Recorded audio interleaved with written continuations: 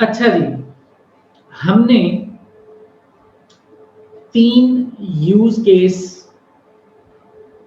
Study करने हैं और कॉन्फ़िगर करना सीखना है। एक यूज केस है क्लाइंट लेस वीपीएन का। Client less VPN use case में जो हमारी वीपीएन गेटवे है,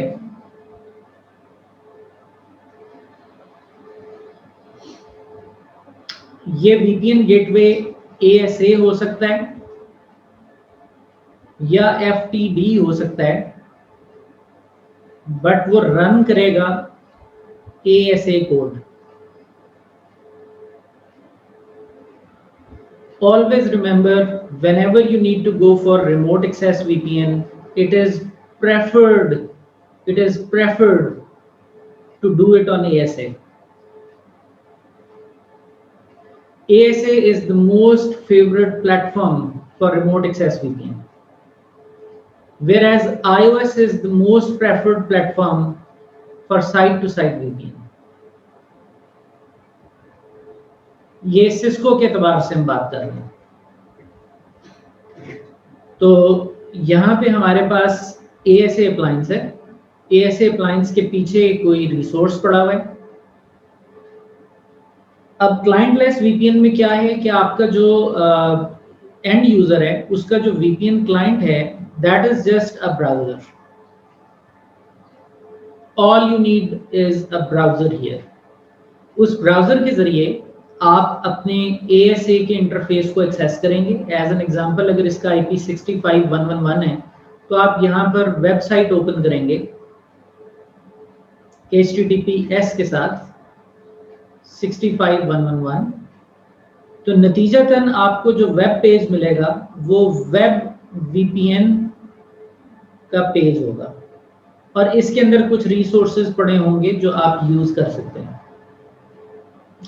तो इस वेब पेज के अंदर जो कुछ रिसोर्सेज एक्सपोज करेगा एडमिनिस्ट्रेटर यहाँ से, वो आपको इस विंडो में नजर आ जाएंगे और आपकी कम्युनिकेशन जो हो रही होगी वो आपके इस पब्लिक IP से, विच में बी 67.1.1.1, आपके इस पब्लिक IP से इस पब्लिक IP के साथ रिक्वेस्ट रिस्पॉन्स चल रहा होगा और ये जो बॉक्स है, it will act as a proxy, an SSL proxy.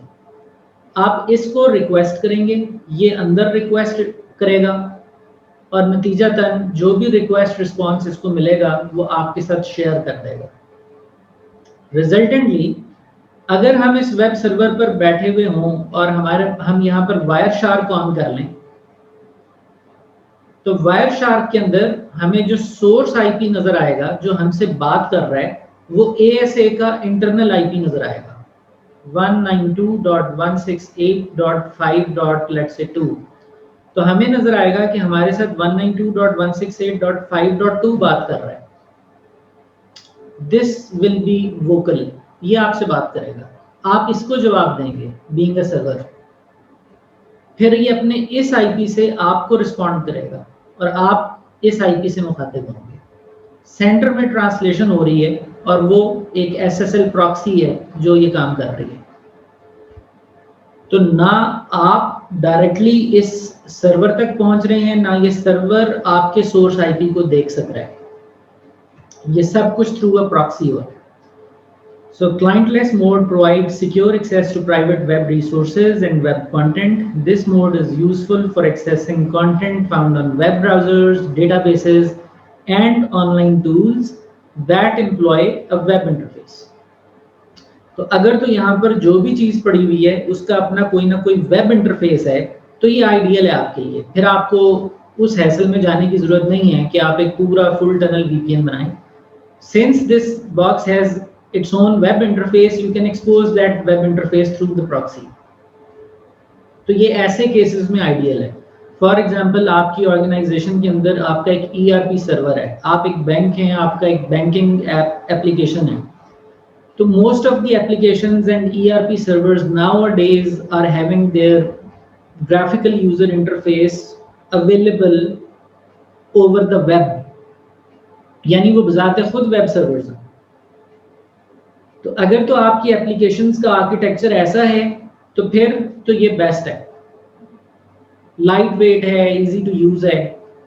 But अगर आप यहाँ पर आपने कुछ सॉफ्टवेयर आपकी ऑर्गेनाइजेशन ने किया हुआ है इंस्टॉल, फॉर एग्जांपल आपका कोई ईआरपी का सॉफ्टवेयर क्लाइंट है, इस ईआरपी सॉफ्टवेयर क्लाइंट ने अपने ईआरपी सर्वर से बात करनी है और ये किसी नेटिव पोर्ट्स पर कम्युनिकेशन करता है, तो फिर ये वीपीएन आपके लिए नहीं है, क्योंकि ये प्लेन कनेक्टिविटी नहीं दे रहा, इसमें दरमियान में प्रॉक्सी है और ये क्लाइंट प्रॉक्सी बेस्ड कम्युनिकेशन को शायद सपोर्ट ना करे। तो फिर ये वाला केस यूजलेस हो जाएगा ऐसी एप्लीकेशंस के लिए। Are you understanding the use case of client-less VPN? Okay. दूसरा केस है जो उससे जरा ज्यादा आपको एक्सेस की एबिलिटी दे देगा, वो है थिन क्लाइंट। अभी भी थिक क्लाइंट की तरफ हम नहीं बढ़े, थिन क्लाइंट है। ये थिन क्लाइंट क्या चीज है? हम क्लाइंट लेस से अब क्लाइंट बेस्ड की तरफ आ गए हैं, बट ये क्लाइंट अभी एक थिक क्लाइंट नहीं है। It is not in the form of software that will stay resident on this system. It will be a temporary software, it will run on temporary basis within your browser, and as soon as you close the browser, this software will also be removed.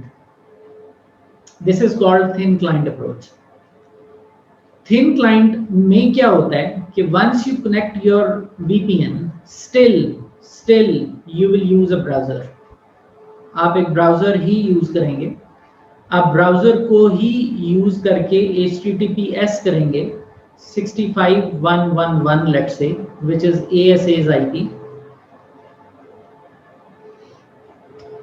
अब जब आपका web page open होगा, उसमें जहां मुख्तलिफ options आ रही थी, उन ऑप्शंस में एक जावा एप्लेट की ऑप्शन आ जाएगी। What is a Java applet?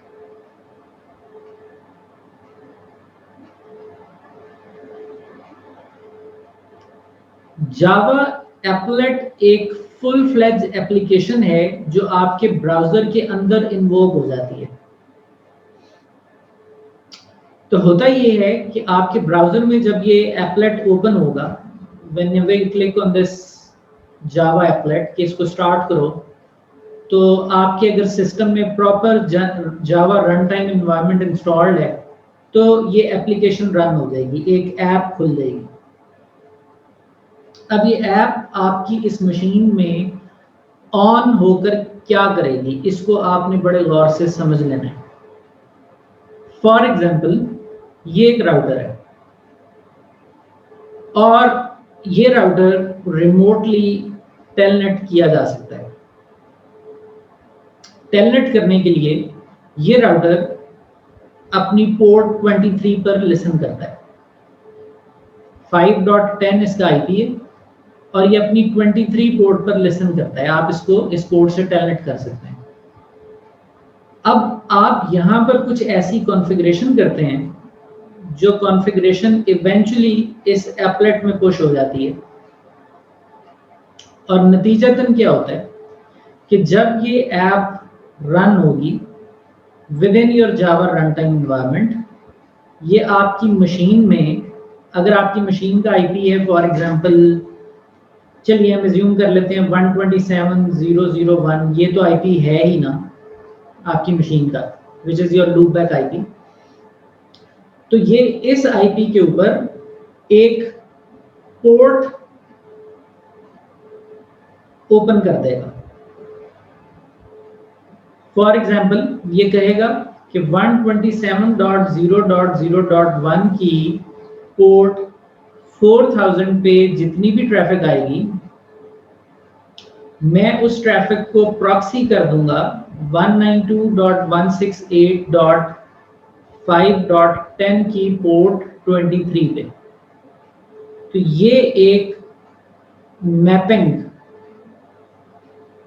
ये एक मैपिंग या पोर्ट फॉरवर्डिंग रूल इस जावा एप्लेट की ऐप में आपके सिस्टम के ऊपर लिसनिंग शुरू कर देगा।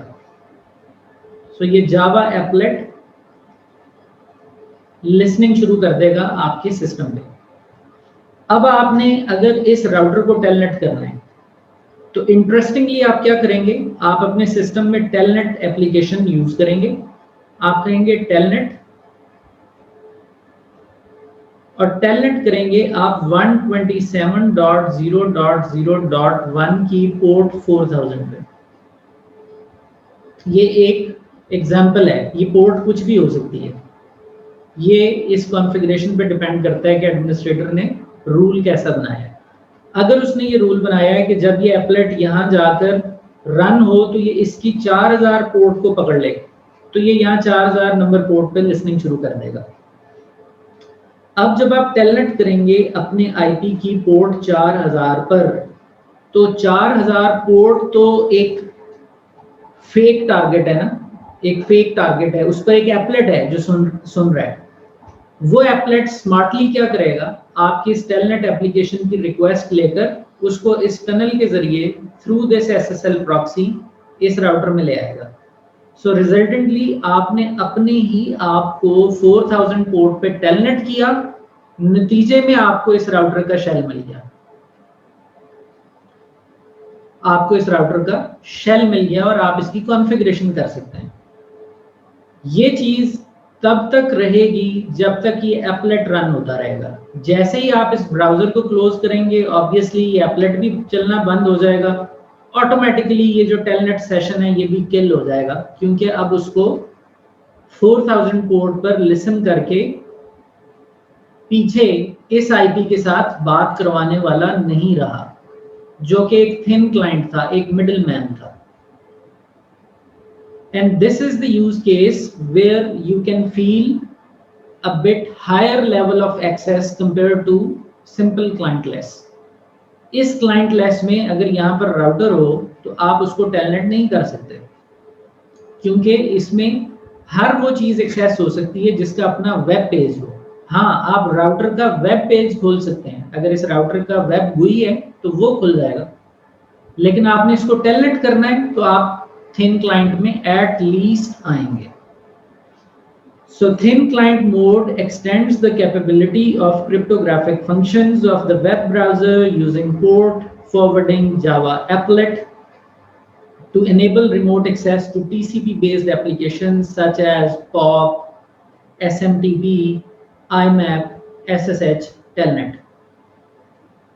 यानी आप यूं समझ लीजिए कि आपके सिस्टम में अगर आउटलुक इंस्टॉल है, जिससे आप यूजुअली ईमेल सेंड रिसीव करते हैं, तो आप आउटलुक के अंदर जो आउटगोइंग और इनकमिंग सर्वर की सेटिंग है वो ये करेंगे कि इसी की पोर्ट 25 आपका आउटगोइंग सर्वर है और इसी की पोर्ट 110 आपका इनकमिंग सर्वर है। ये आपके आउटलुक की सेटिंग है। यानी आप जब आउटलुक में सेंड रिसीव करेंगे तो आप अपने आप से ही कह रहे हैं कि मुझे ईमेल दो या मेरी ईमेल भेजो। उस पोर्ट के ऊपर जो लिसन कर रहा होना चाहिए उस वक्त वो जावा एप्लेट है, वो रन हो रहा होना चाहिए उस वक्त। अगर वो रन हो रहा होगा तो वो आपकी 25 पोर्ट और 110 पोर्ट की ट्रैफिक को लिसन करके पीछे ऑर्गेनाइजेशन के मेल सर्वर से राब्ता करके आपकी मेल सेंड भी कर देगा, रिसीव भी करा देगा।